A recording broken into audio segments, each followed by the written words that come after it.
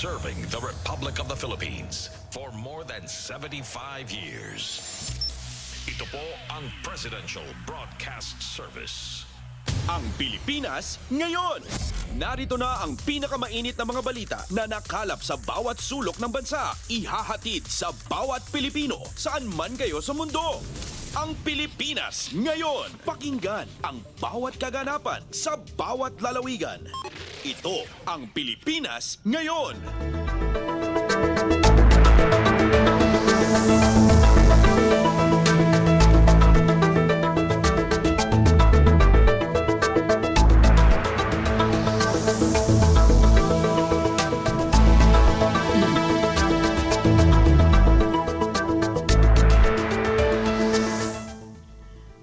Magandang araw po sa ating mga tagapakinig. Welcome po muli sa ating programang Ang Pilipinas Ngayon. Napapakinggan po ninyo saan mang bahagi ng mundo sa pamamagitan ng ating himpilang Radyo Pilipinas World Service ng Presidential Broadcast Service. Napapakinggan po tayo sa mga sumusunod na shortwave frequencies sa 9.960 MHz, 12.120 MHz at 15.190 MHz.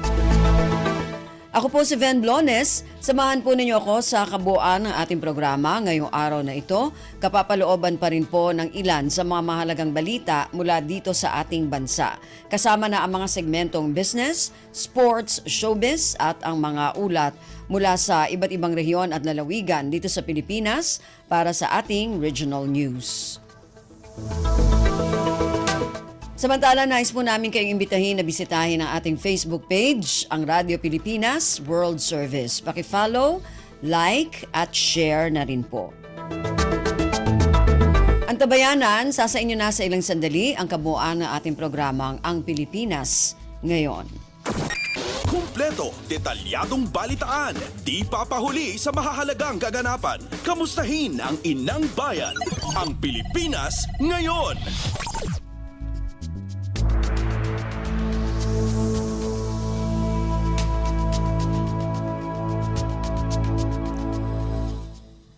Sa ating mga balita, ikinatuwa ni Pangulong Ferdinand Romualdez Marcos Jr. ang pagkakalagda ng Philippines-Japan Reciprocal Access Agreement o RAA. Ayon kay Pangulong Marcos, nakapagpapataas ng kumpiyansa ng Pilipinas ang presensya ng gobyerno sa Japan. Anya o gobyerno ng Japan. Anya na ipapakita rito ang pagbibigay halaga ng Japan sa mga kasunduan nito sa Pilipinas. Sinaksihan ni Pangulong Marcos ang paglagda ni na Defense Secretary Gilberto Chodoro at Japanese Foreign Minister Kamikawa Yoko ang Philippines-Japan Reciprocal Access Agreement. Pasada ng mga balita mula sa Pilipinas para sa mga Pilipino saan man sa mundo. Ang Pilipinas Ngayon! Samantala, ikinatuwa ng Armed Forces of the Philippines o AFP ang paglagda ng Pilipinas at Japan sa Reciprocal Access Agreement o RAA. Sa panayam ng Radyo Pilipinas kay AFP spokesperson Colonel Francel Margaret Padilla, isa itong welcome development dahil lalo pa nitong mapaiigting ang kooperasyong pandepensa ng dalawang bansa. Anya, makatutulong ang nasabing kasunduan sa pagpapalitan ng kaalaman at pagtuklas ng mga bagong kasanayan. Tiwala si Padilla na malaki ang maiaambag ng Japan sa pagharap ng Pilipinas sa cyber threats, lalo't kilala ang Japan sa mga makabago nitong kasanayan at pamumuhay. Partikular sa kasanayan ang paggamit sa mga makabagong teknolohiya ng Japan na mabisang panlaban sa nagbabagong muka ng cyber domain. Ang Pilipinas Ngayon, kasama si Ven Blones. House Speaker Martin Romualdez itinuturing na isang mahalagang hakbang sa pagpapalakas ng defense cooperation sa gitna ng mga hamon sa rehiyon ang nilagdaang Reciprocal Access Agreement o RAA sa pagitan ng Pilipinas at Japan. Ayon kay Romualdez, sa pamamagitan ng kasunduan, mapapalawig ang pakikibahagi ng Japan forces sa joint military exercises gaya ng balikatan na bahagi ng regional security efforts. Mapapalalim din anya nito ang mutual defense capabilities at stratehikong relasyon ng Maynila at Tokyo. Dagdag ni Romualdez, patotoo ito sa commitment ng Pilipinas sa pagkakaroon ng regional stability at security. Ipinunto din ni Romualdez na ang paglagda sa RAA ay bahagi ng proactive approach ng bansa para tugunan ang hamon sa seguridad at pagsulong sa rules-based international order. Kumpleto, detalyadong balitaan, di papahuli sa mahahalagang kaganapan. Kamustahin ang inang bayan, ang Pilipinas ngayon.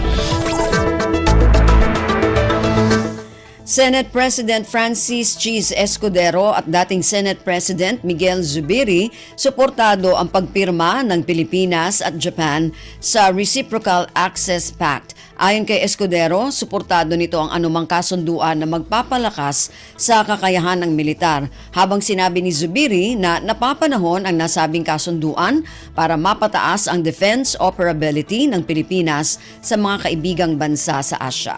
Ang detalye ng balitang ito mula kay Nympha Asuncion. Nagpahayag ng suporta si Senate President Jesus Escudero sa pagkakapirma ng Reciprocal Access Agreement sa pagitan ng Pilipinas at Japan.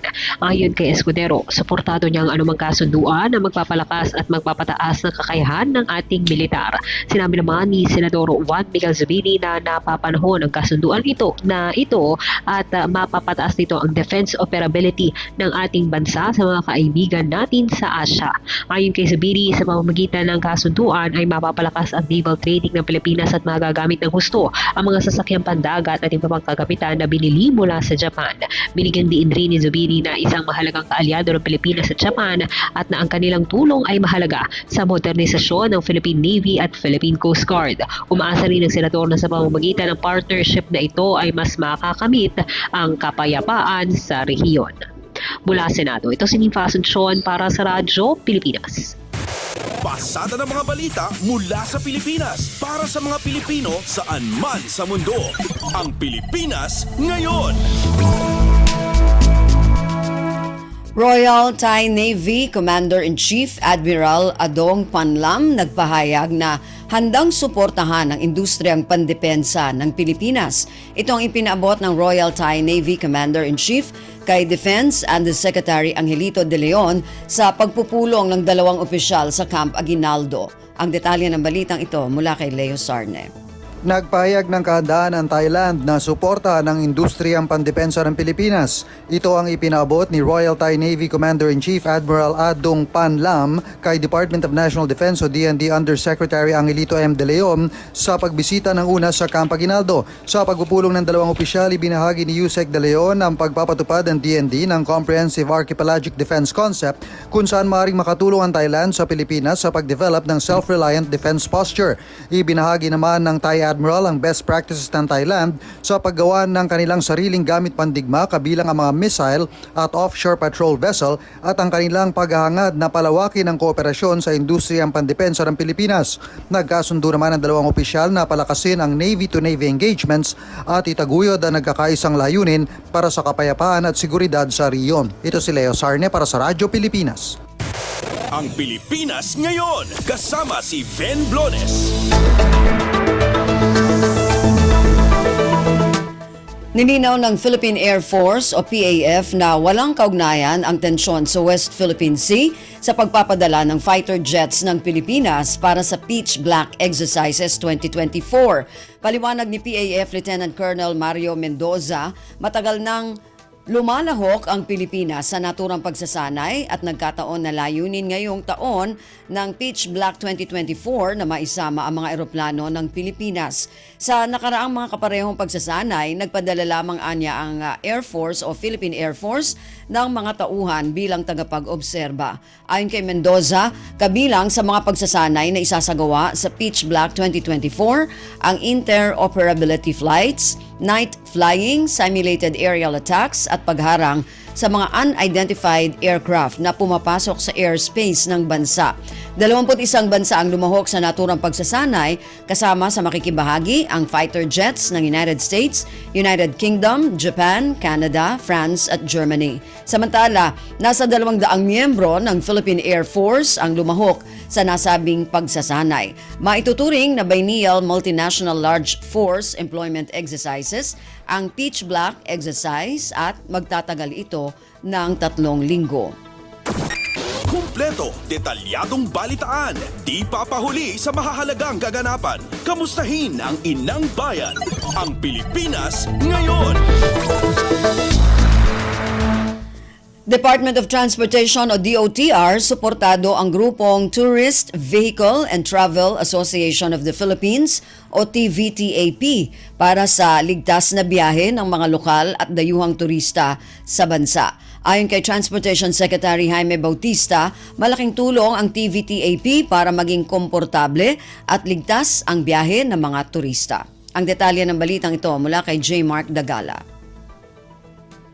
Suportado ng Department of Transportation ang mga adhikain ng Tourist Vehicle and Travel Association of the Philippines. Ito'y para tiyakin na magiging ligtas ang pagbiyahe ng mga lokal at dayuhang turista sa iba't ibang destinasyon sa bansa. Ayon kay Transportation Secretary Jaime Bautista, malaki ang may tutulong ng TVTAP para bigyan ng komportable at ligtas ang biyahe ang mga turista. Ipinangako rin ng Transportation Chief na katuwang sila ng TVTAP upang tiyakin maayos ang kanilang operasyon. Kasunod nito, hinimok ni Bautista ang grupo na iparehistro ang kanilang modernized vehicles sa Land Transportation Office at Land Transportation Franchising and Regulatory Board. J. Mark Dagala, Radyo Pilipinas.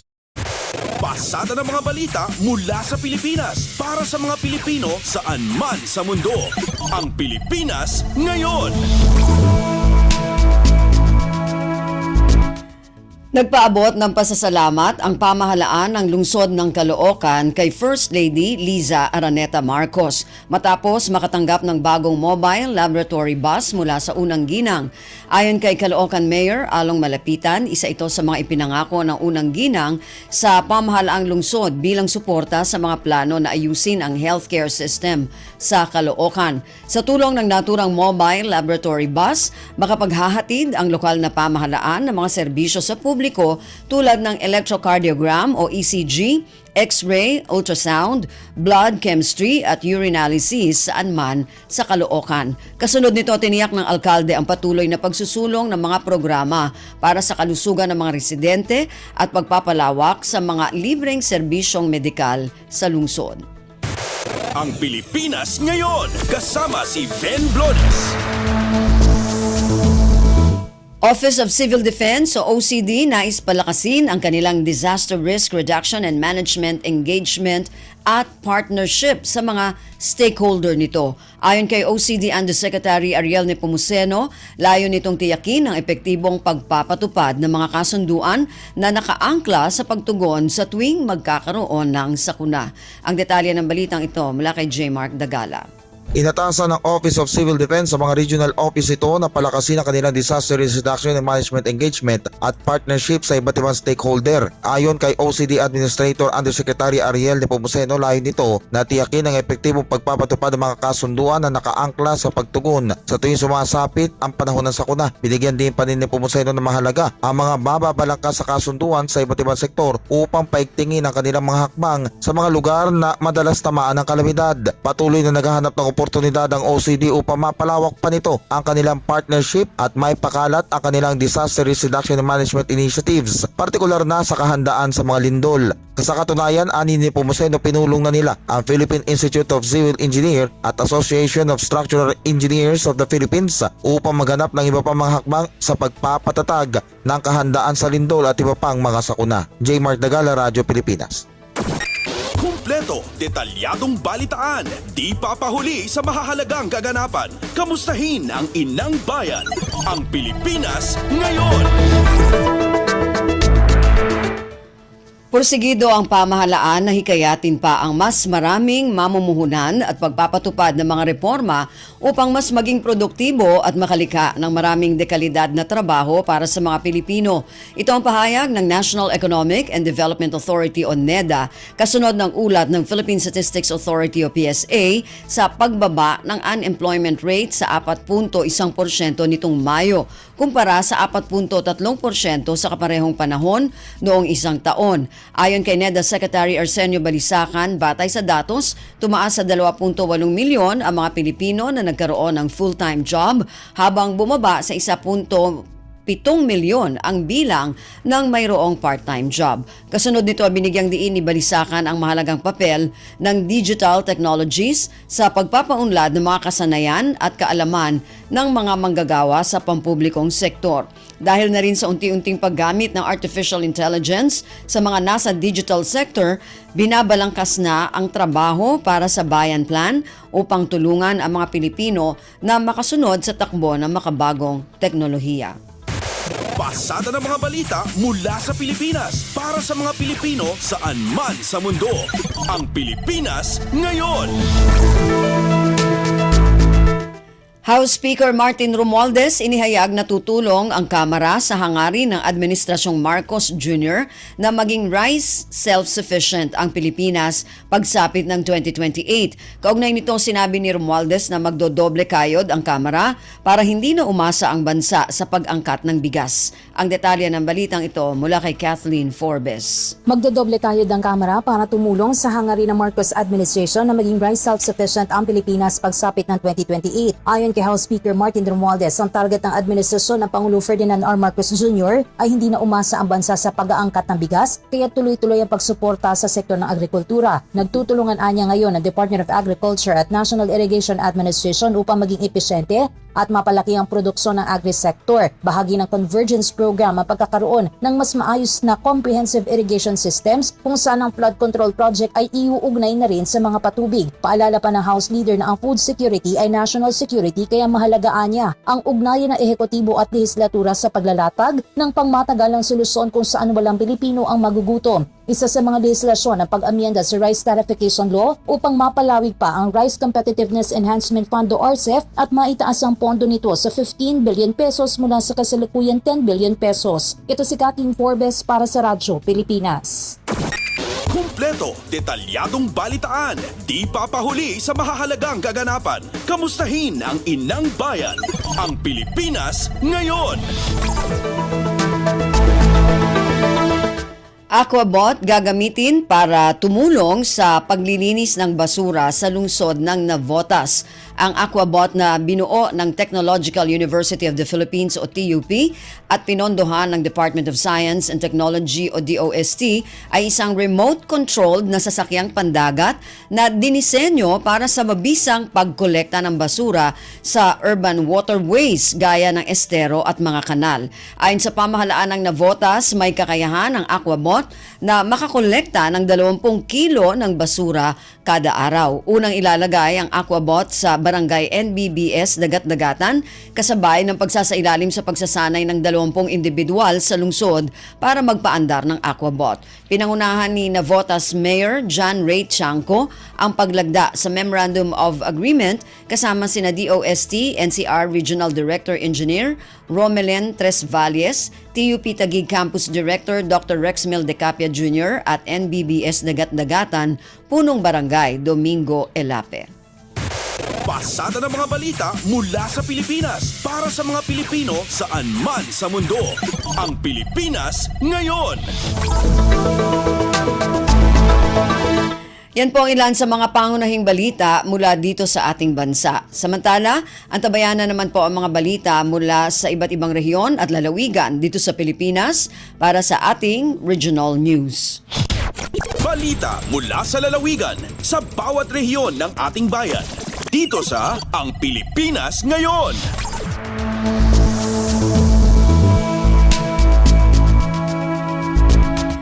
Dumako na tayo sa ating regional news. Unahin natin ang mga balita mula sa rehiyon ng Luzon.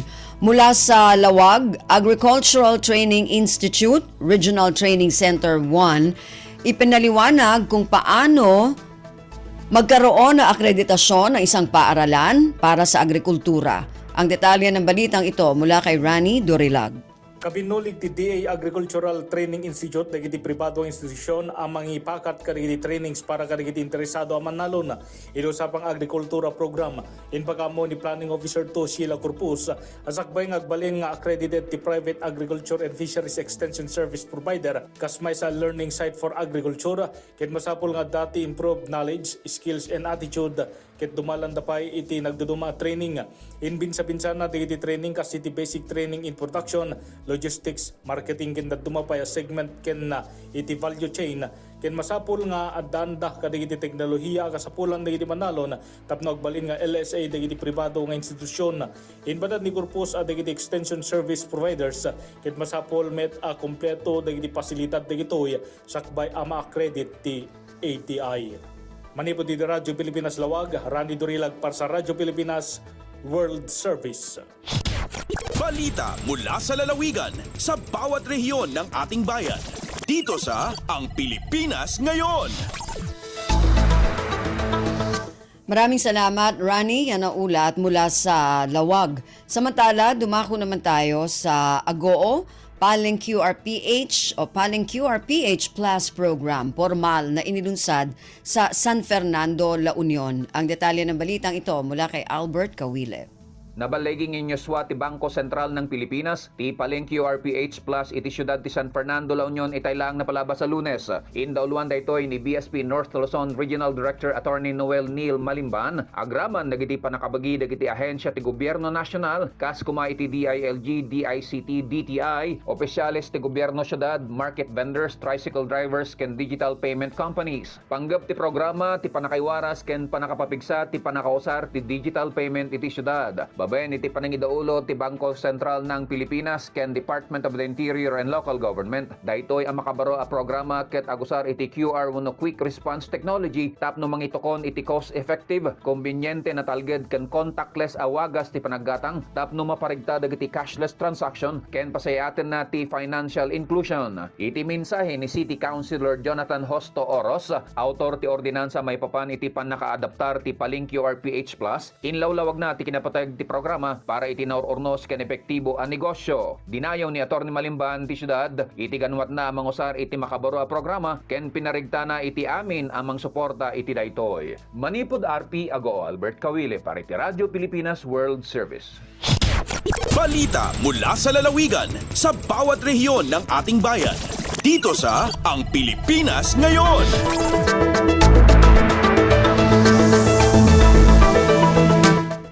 Maraming salamat, Albert, na naulat mula sa Agoo at kabuuan na ulat mula sa rehiyon ng Luzon. Dumako naman tayo sa rehiyon ng Kabisayaan. Mula sa Borongan, week-long Taranding Agri-Fishery Trade Fair, matagumpay na isinagawa sa San Julian, Eastern Samar. Ang detalye ng balitang ito mula kay Dayan Camplon. Naging malangpuson ang gimbuhat nga Taranding 2024 Agri-Fishery Trade Fair han lokal nga pamunanhan bungton San Julian, ipinaagi han Office of the Municipal Agricultural Services or OMAS. Unsing mga grupo o asosasyon hin mga parag-umang at parapangisda, tikang ha iba-iba nga barangay han bungto ang nakiisa hining aktibidad. Din iray pinakita nga naging baligyato na tagsa-tagsa nga mga preskog barato nga magdero-dilain nga produkto sugad han utanon, duma, prutas o iba pa. Paano ining aktibidad nga maibida ha publiko ang mga lokal nga produkto nga ganproducer han mga parag-uma han bungto. Magkamay-ana hirakita, sugad man na paghatag pagkilala nga dan mga farmers and fisher folk achievers hanbong to. Lain-lan mga pa-contest sakop han 5 kaadlaw nga trade fair, di daha ultimo nga adlaw han aktibidad ginbuhatan culmination ng awarding ceremony. Din gintagan certificate of recognition adto na achievers nga mga parag-uma ug parapangisda hanbong to. Tikang didiha syudadhan Borongan, Dayan Camplon para sa Radyo Pilipinas World Service. Balita mula sa lalawigan sa bawat rehiyon ng ating bayan. Dito sa Ang Pilipinas Ngayon.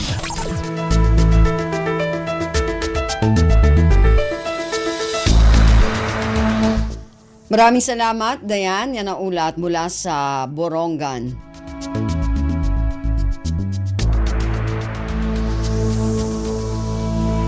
Samantala, dumako naman tayo sa Sogod, Department of Social Welfare and Development, Region 8. Natapos na ang 130 sub-project sa Southern Leyte sa ilalim ng Kalahi CIDSS ngayong taon. Ang detalye ng balitang ito mula kay Aljon Malot. Anaa sa 130 ka sub-project pinaagi sa Kapit Bisig laban sa kahirapan, Comprehensive and Integrated Delivery of Social Services kon Kalahi Seeds ang nahamana sa Southern Leyte nining tuiga. Nasayran sa Department of Social Welfare and Development kun DSWD Eastern Visayas nga kini 94% sa kinatibuk-ang target sa probinsya sa tuig 2024. Gitahong nga lakip sa nahuman ang Farm to Market Road, Drainage Canal o rehabilitation sa mga health center. Din mismo ang komunidad ang nipili sa naasoy nga mga proyekto pinasubay sa ilang panginahanglanon. Samtang sa entero Eastern Visayas, ana sa 1,503 ka sub-projects ang nakompleto na sa unang-unom kabuan ining tuiga nga moabot sa kapin 1.7 bilyones pesos ang kantidad. Target sa DSWD Eastern Visayas nga makumpleto ang kinatibuk-ang 3,214 ka proyekto sa dili pa mahumanang buwan sa Setyembre. Ang ngayong masayran nga ang Kalahi Seeds usa sa mga programa sa gobyerno nga nagtumong sa paghawas sa kakabos o poverty alleviation pinaagi sa community-driven development approach. Gikan sa Sugod, Southern Leyte, Alzon Malot para sa Radyo Pilipinas World Service. Balita mula sa lalawigan sa bawat rehiyon ng ating bayan. Dito sa Ang Pilipinas Ngayon.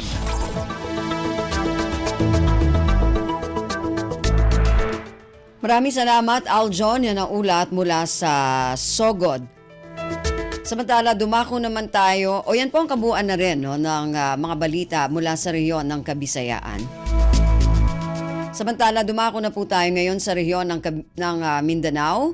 Mula sa Cagayan de Oro, Department of Agriculture, Northern Mindanao at Philippine Center for Post-Harvest Development and Mechanization naglaan ng 76.39 na milyong pisong halaga ng mga proyektong pang-agrikultura. Ang detalye ng balitang ito mula kay Teza Aureliana. Ang Department of Agriculture, Northern Mindanao ug ang Philippine Center for Post-Harvest Development and Mechanization mitugyan og 96.39 million nga kantidad sa mga proyekto sa agrikultura ngadto sa provincial local government unit sa Lanao del Norte ug pulo ka Farmers Association Cooperatives gipondohan ubos sa Rice Competitiveness Enhancement Fund Mechanization Program. Ang RPS anaa kini multi-stage rice mill nga adunay upat ngadto sa 5 ka tonelada kada oras nga kapasidad nga nagkantidad og 60.49 million og tulo ka circulating dryer matag usa adunay 12 ka tonelada kada batch drying. Ana kini kapasidad na kantidad og 12.12 million. Gawa sa RPS gitunol usab sa PhilMec ang pulo ka unit sa 4-wheel farm tractor ngadto sa pulo ka kwalipikadong FCA sa probinsya nga nagkantidad usab og 2.3 million matag usa. Si Dr. Nelson C. Santiago, PhilMec OIC Assistant Director ug Interim Director for Research and Development, miingon nga ang nag-unang tumong sa paghatag sa maong proyekto mao ang pagpausbaw sa kapasidad sa mga mag-uma ug pagtaas sa ilang level sa farm mechanization aron makunhuran ang gasto sa produksyon sa pag-uma. Gikan dinhi sa Cagayan de Oro City, kina sa Tasa Aureliana para sa Radyo Pilipinas World Service. Balita mula sa lalawigan sa bawat rehiyon ng ating bayan. Dito sa Ang Pilipinas Ngayon. Maraming salamat, Tessa. Yan ang ulat mula sa Cagayan de Oro. Samantala, dumako naman tayo sa Zamboanga. Higit 30 benepisyaryo ng 4-piece hired on the spot sa inilunsad na 4-piece trabaho caravan sa lungsod ng Zamboanga. Ang detalye ng balitang ito mula kay Justine Bulanon. Alcanza mas de 30 mga benepisyaryo del Pantawid Pamilyang Pilipino Program of 4-Piece Elementar on the Spot, estaba na 4-Piece Trabajo Caravan niya kundusi al Department of Social Welfare and Development ng siyudad de Zamboanga Resentamiento.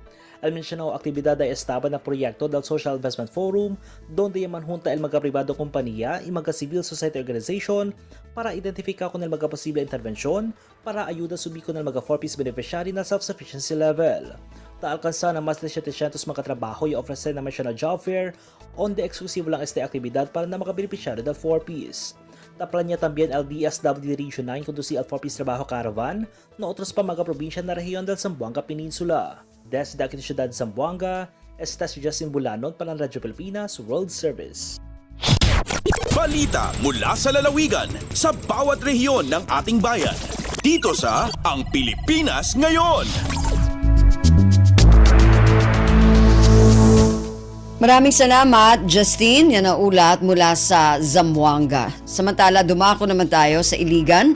Makabagong medikal na pasilidad, opisyal ng binuksan sa publiko sa ng Iligan City o ng lokal na pamahalaan ng Iligan City. Ang detalye ng balitang ito mula kay Alwidad Bashir. Nahimong modernong medikal nga pasilidad ug CT scan gikan sa lokal nga kagamhanan sa Iligan City. Opisyal nga giablihan bag-ora sa publiko, labi na sa mga pasyente nga nanginahanglan sa maong dakbayan. Gipanguluhan ni Mayor Frederick W. Siawang pag-blessing sa maong kagamitang medikal sa usa sa mga labing importante nga mga ospital sa dakbayan, ang Gregorio Tilok Memorial Hospital. Ang CT scan nagtanyag og taas nga kalidad sa pagkuha sa resulta sa laboratorio sa bahin sa lawas sa usa ka pasyente. Sakop niini ang bag-ong oxygen generator o ultrasound machine. Kini ang pila lamang sa mga tabang og suporta sa LGU Iligan sa pag-umol og asensong Iligan nga adunay maayong serbisyo sa medisina alang sa tanang Iliganon. Mula sa RP Iligan, Alwidad Bashir para sa Radyo Pilipinas World Service. Balita mula sa lalawigan sa bawat rehiyon ng ating bayan. Dito sa Ang Pilipinas Ngayon.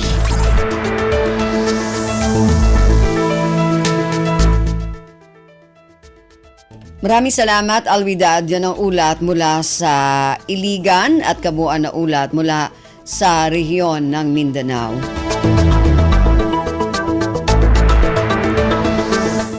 Narinig po ninyo ating regional news para sa araw na ito, kalipunan ng mga balita mula sa iba't ibang rehiyon at lalawigan dito sa Pilipinas. Samantala, antabayanan naman po ang ating mga segmentong business, sports at showbiz.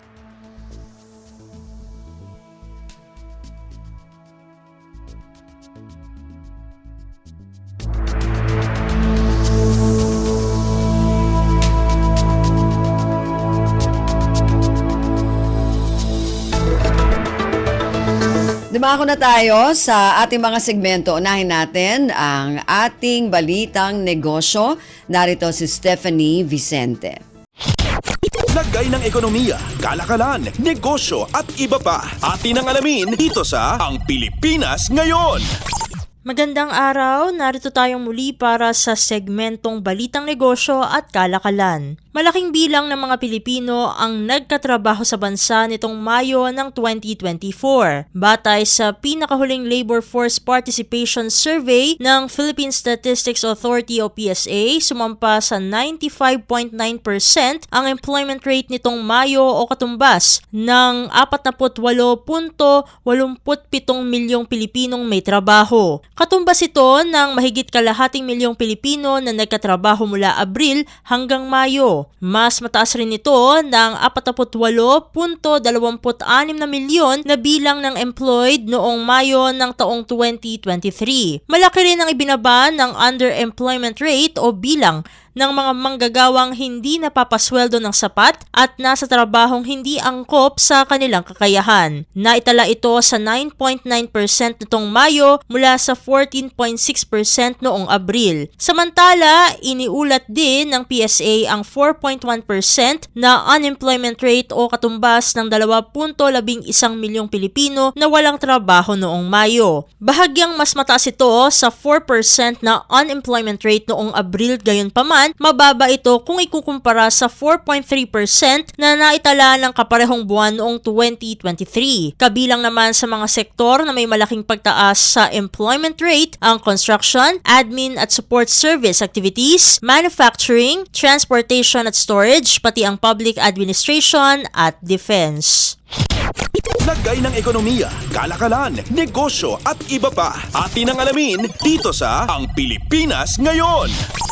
Sa iba pang mga balita, kinukonsidera ng Department of Agriculture o DA na maglagay din ng limit sa maaaring bilhing bigas sa ilulunsad na Rice for All program ng ahensya ngayong buwan. Layo ng programa na mag-alok din ng murang bigas para sa general public na bukod pa sa 29 peso program ng DA. Ayon kay DA spokesperson, Assistant Secretary Arnel de Mesa, gaya ng 29 pesos program kasama sa pinag-aaralan ang lagyan din ng limit kung ilang kilo ang maaaring bilhin sa ilalim ng Rice for All program. Ito ay para maiwasan aniya ang pangabuso sa programa at masigurong mas madami ring mahihirap na makikinabang sa programa. Kaugnay ito, nilinaw naman ni Asek de Mesa na tanging sa mga kadiwa centers lang i-roll out ang Rice for All at hindi sa mga palengke. Target ng DA na ilunsad din ngayong buwan ang Rice for All program at mapalawak ito sa mga kadiwa centers sa Visayas at Mindanao sa buwan ng Agosto.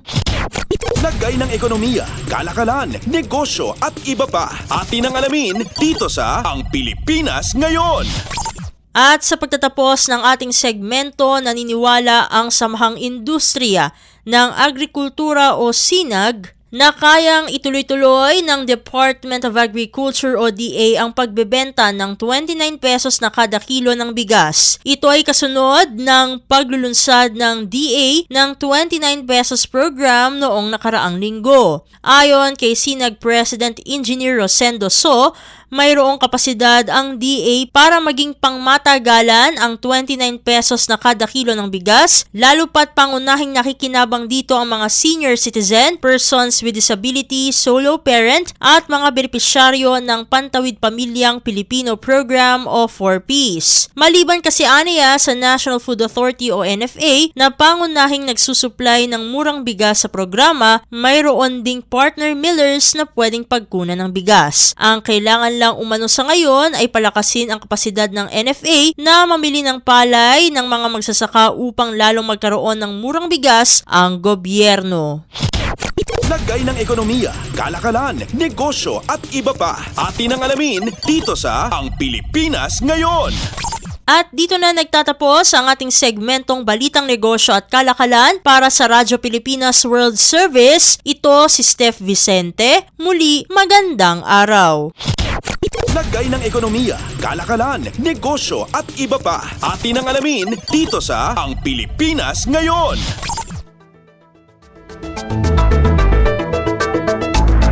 Maraming salamat, Steph. Yan ang ating Balitang Negosyo.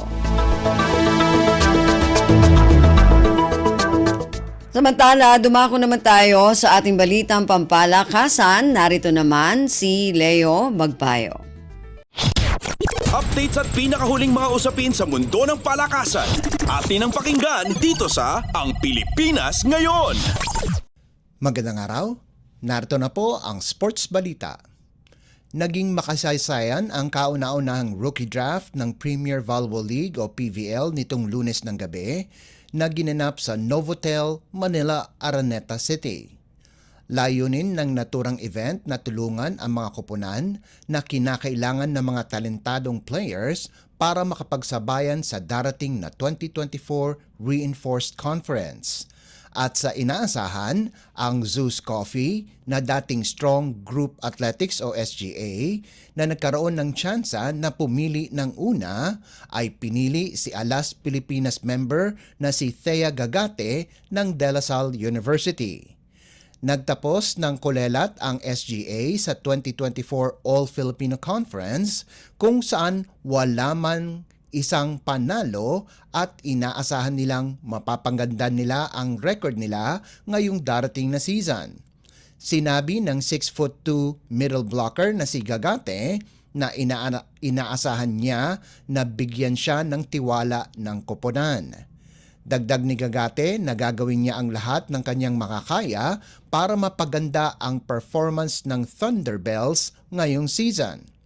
Samantala, 3 pang players ng De La Salle ang napili sa top 4 sa ngalan ni na opposite hitter Leila Cruz na pinili ng Capital One, setter Julia Coronel para sa Galleries at Micah La Rosa na mapupunta sa Farm Fresh Foxies. 5th overall pick naman si Lucille Almonte ng Adamson na pinili ng NX LED, habang si Steph Bostrillo ng University of the Philippines ang napunta sa Akari na pang-anim. Kinuha naman ng signal si Ishi Lalong Isip bilang 7th overall pick, habang ang panibagong setter ng PLDT ay si Angge Alcantara at si Karen Verdeflor ay ang defensive specialist ng Cherry Tigo.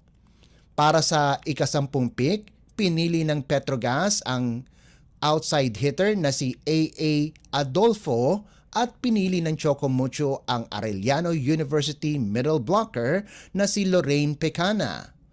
Mainit naman na tinanggap ni team captain Eliza Valdez si Alea Torres ng Brock University bilang bagong miyembro ng Creamline Cool Smashers.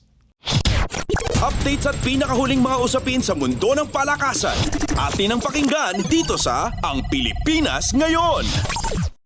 Dahil sa kanyang impresibong performance na nagbigay ng lakas para sa Gilas Pilipinas na makapasok sa semifinals, ang naturalized player na si Justin Brownlee ay pinangalanan sa All-Star 5 ng FIBA Olympic Qualifying Tournament sa Riga, Latvia. Nanguna si Brownlee sa scoring, efficiency at assist departments para sumali sa Elite 5 na kinabibilangan din nina Bruno Caboclo at Leo Mendel ng Brazil. Kasama din sa mythical team sina Richard Lomas ng Latvia at Jeremiah Hill ng Cameroon.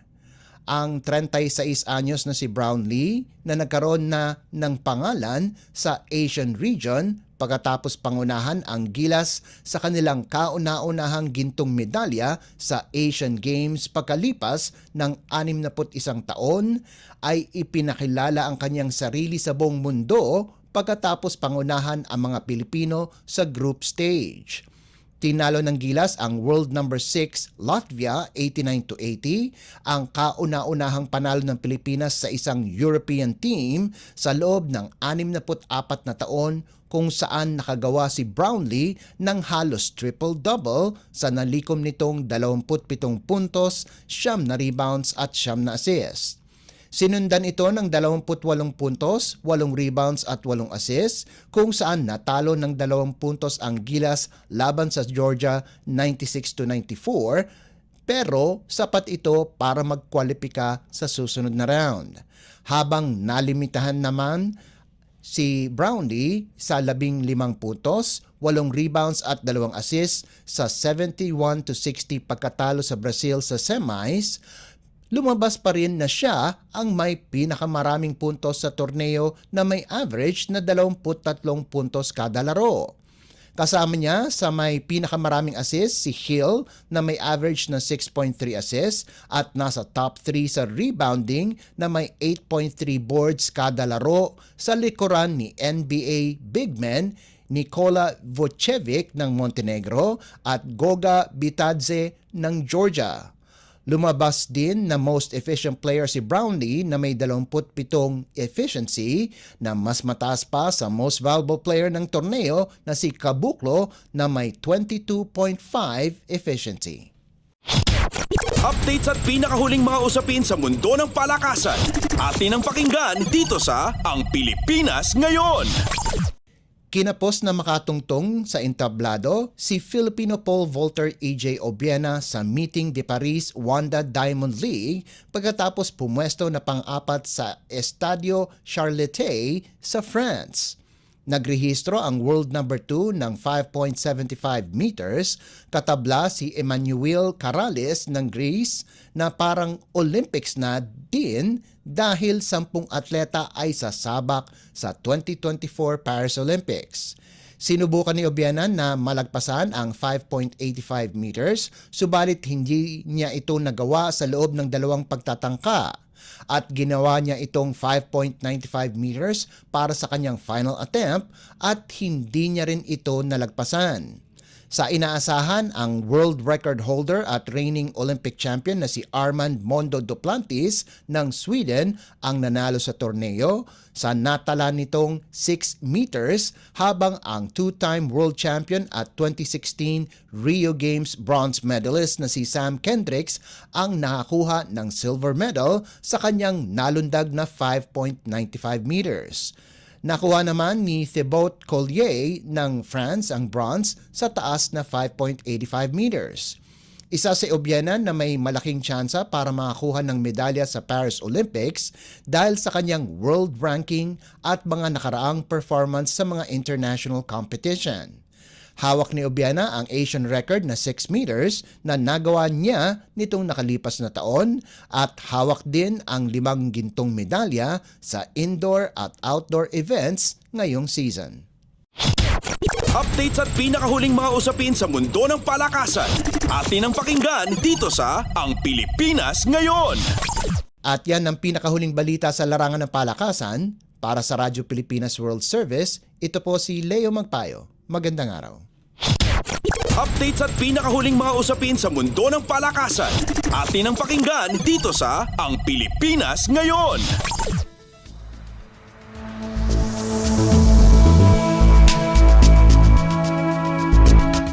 Maraming salamat, Leo. Yan ang ating balitang pampalakasan.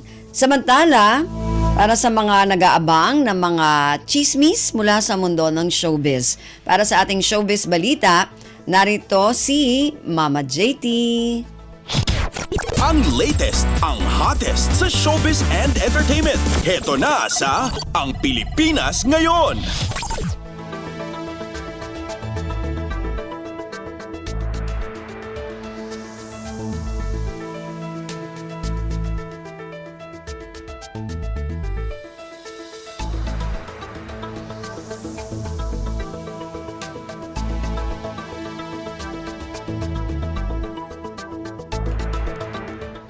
Magandang araw sa ating mga chismoso at chismosang nag-aabang ng mga trending na balita sa mundo ng showbiz.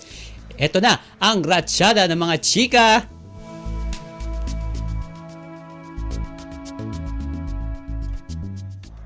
Muling nagbabalik ang It's Showtime host na si Ann Curtis matapos ang matagal nitong pagkawala sa nabanggit na noontime show. Sa pagbabalik nito sa nasabing show ng Kapamilya Network ay marami ang nakamiss sa kanya at nakipagkulitan ito sa mga sa kanyang pagbabalik. O kahit kababalik lang ni Ann sa programa ay biniro tuloy siya ng kanyang co-host at kaibigang si Vong Navarro na baka sa susunod na linggo naman ay wala na naman siya. Dito ay sinabi ni Ann na kaya absent ito sa It's Showtime ay dahil nagbabalik ito sa pag-arte at bibida ito sa isang pelikula at isang teleserye. Nauna nang inanunsyo ang kanyang pagganap na bilang bida sa Philippine adaptation ng patok na South Korean drama series na It's Okay to Not Be Okay. Kasama sina Joshua Garcia at Julia Barreto at si Carlo Aquino. At sumasabak din itong si Ann sa physical training dahil bibida rin ito sa reunion action movie project kasama si Direk Eric Mati matapos ang matagumpay nilang pelikula na By Bust noong 2018.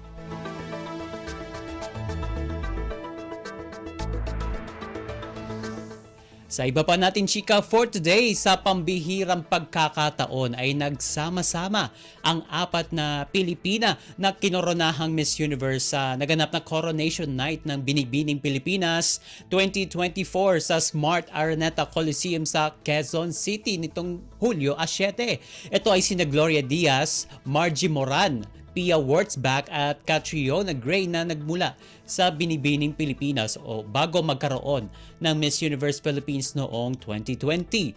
Makikita sa isang frame ang 4 na Miss Universe matapos silang haranahin ng SB19 ng singer na si Martin Rivera at Gary Valenciano bilang tribute sa mga nagwaging Binibining Pilipinas. Noong wala pang Miss Universe Philippines, ang nagwawagi sa Binibining Pilipinas ang kumakatawan sa Miss Universe pageant. Samantala, ang mga nagwagi naman sa nabanggit na Coronation Night ay sina Myrna Esguerra na siyang itinanghal na Binibining Pilipinas International at si Jasmine Bungay bilang Binibining Pilipinas. At si Crystal Jean de la Cruz naman ang first runner-up at si Tricia Martinez naman ang nag-uwi ng second runner-up.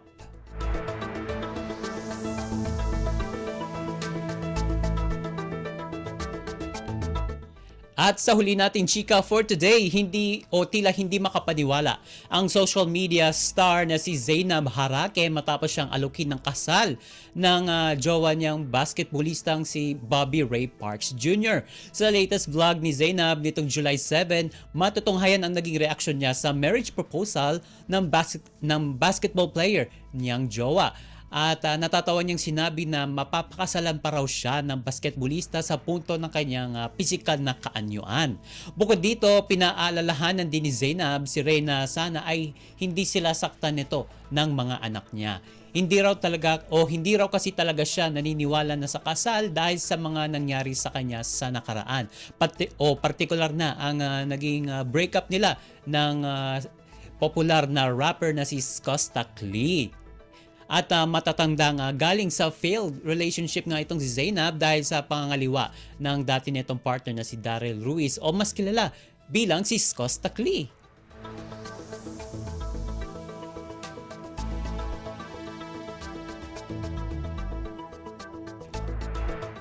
And OMG, wala na tayong oras para sa ating balitang artista. Maraming salamat mga kachismis sa pakikinig sa aking mga chika for today. Ako po si Mama JT para sa Radyo Pilipinas World Service!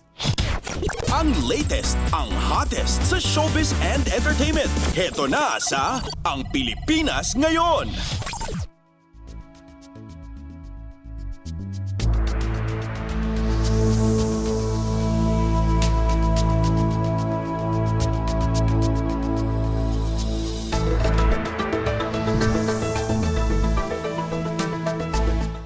Maraming salamat, Mama JT. Yan ang ating showbiz balita.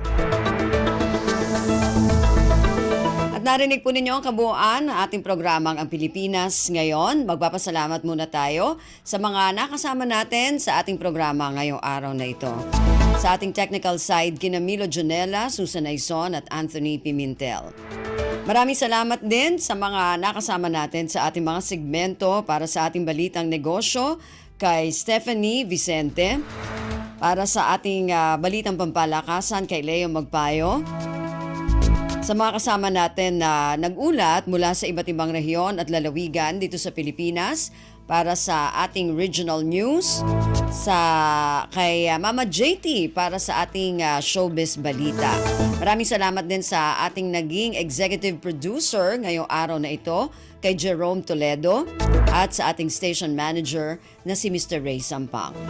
Hanggang sa susunod na edisyon na ating programang Ang Pilipinas Ngayon, ako pong muli si Ven Blones. Maraming salamat po at mabuhay po tayong mga Pilipino.